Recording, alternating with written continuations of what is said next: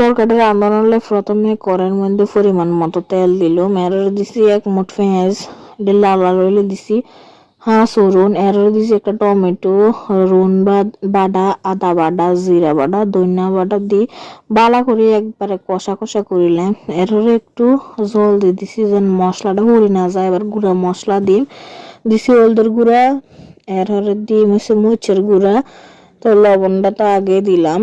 তো এটা আবার ভালো করে কষায় তেলটা যখন উপরে বাসিয়েব এর দিয়ে দিই আর যা যা যাবতীয় আছে আর কি। তো তেলটা সান কি সুন্দর বাসিয়েছে, তবুও ভালো করে ভাজা ভাজা করতেছি মশলাটা যেন তরকারিটা স্বাদ হয়। তো বড় বড় করে আলু কুটি রাখছি, এটি দিলাম। আলুটিকে ভালো করে কষাইলাম যেন ভিতরে মশলাটি ব্যাগটি ঢুকে। তো অনেকক্ষণ সময় হলো এটি কষাই, এর একটু জল দিই যেন কষানো লাগে আর কি। এটা কিন্তু জলের জল না, তো ডাকনা দিয়ে রায় ভালো করে কষাম একবারে সান কি সুন্দর কষিয়েছে ভালো করে একবারে এই জলটা হুগায় এর জলের জলটা দিয়ে দিই। ভাজা ভাজা করলাম আলুটার আগে, এর এবার জলের জলটাই পর্যায়ে দিয়ে দিতে আসি।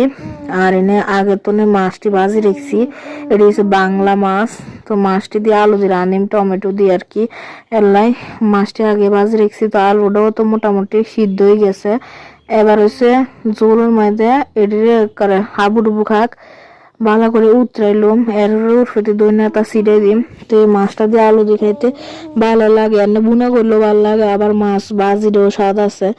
আমাকে অঞ্চলে কিতা করে রান্না তো বাংলা মাছ কয়, ইন্ডিয়ার তারা পার্শে মাছ কয়, তো এক এক দেশে এক একটা কয়।